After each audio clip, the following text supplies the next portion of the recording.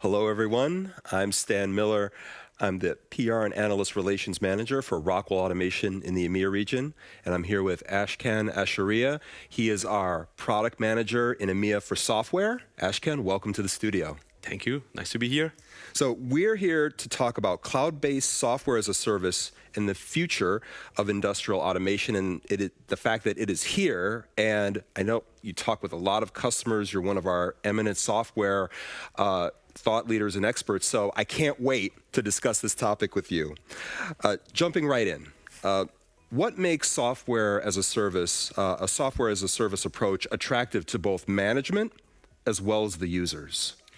So for the users, let's start there where the magic happens, right? The users, right? It is on demand. So if you think about, I remember when I had hairs, I was younger. So when I have to start to install software, it took ages, right? And then you have to manage it yourself, patching, looking on the PC. Do I have the right computing power to do it? On demand is maybe you know that from your private home. If you want to see a movie, right? You're doing it on demand. You don't care what's behind it. This is software as a service, right? So it means you don't get, you want something value on demand, let's call it like this, you're getting it. Now we try to elevate this value into the industry to giving the customers the flexibility. Everybody's using flexibility, change management. Yeah, that's exactly how you should do it. And there are solutions from Rockwell Automation that I love to say born in the cloud, right? To make sure we are giving those type of user experience to our customers because they know that from the private life. I know that, you know that. And it feels more natural for the people to use it.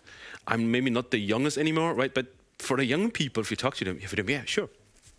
Cloud-based, I'm using it, done, right? Why do I have to install something? I have to do this? I don't get, I want it on demand now. So that's one of the biggest messages behind it. For the users, for the managers, flexibility again, because if you're hiring new people or you have to do a change in your production, in your way of doing business, on demand, right? It's way, way, way faster to value. The time to value is faster. And from the CapEx and OpEx perspective, so if you're looking into that, this is the game changer, right? You can really predict, okay, that's what I have to spend. It's transparent. And you can, and software as a service in the cloud can and will grow together with you. That is, I guess, really, really important for the managers because they can really predict, okay, those are my costs. If I want to grow up, I want to go left or right, I have to expect this. Makes sense. Particularly, I mean, I totally associate with your user perspective. I can't remember the last time I actually installed software. Really good point. Let me ask you this. Are there any common misconceptions about the use of software as a service in the cloud that you'd like to set the record straight and correct? Yeah, security, right? So, so one of the biggest lessons learned during the pandemic was not only how to use a mask, it was really, okay, we are trusting software as a service in the cloud. We're sending emails around the globe, we're doing collaboration around the globe. And that was the only way to secure productivity for all, even in our company, right? So, and that's where the mindset change started. The people said, okay, I'm sending data over the cloud. A lot of people don't know, right? That, for example, Office 365, this is software as a service in the cloud, right? So you are sharing IP over the cloud. It's secured, right? And that's the biggest point. It is secured. It is secured. So you don't have to think, okay, no, somebody's saying no. So nowadays, this is not a problem. For sure, maybe there is the big, I don't know, secret from some of the food and bev products you don't want to put on the cloud. That's fine, you don't have, right?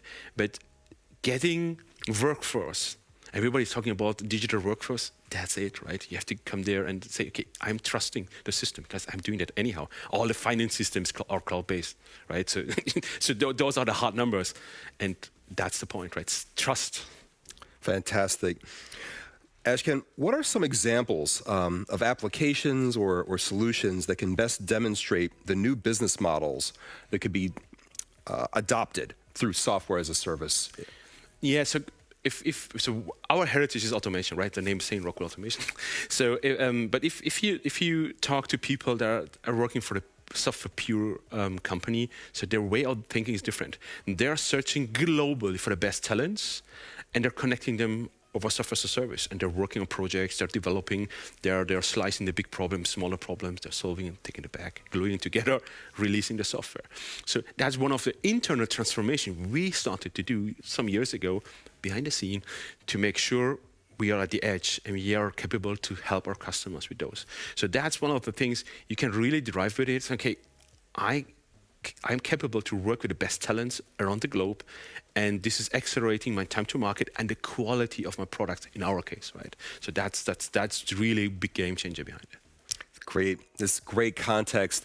Well, Ashkan, thank you so much for joining us in the studio. It is always a pleasure to be able to benefit from your experience and share your knowledge with the audience. So thank you very much. Thank you very much. And thank you for viewing. If you would like to learn more about Rockwell Automation's information solutions and software offerings, please be sure to visit rockwellautomation.com, where we have a lot of information for you to continue learning about what's available and what's possible. Until then, thank you very much. We'll see you next time.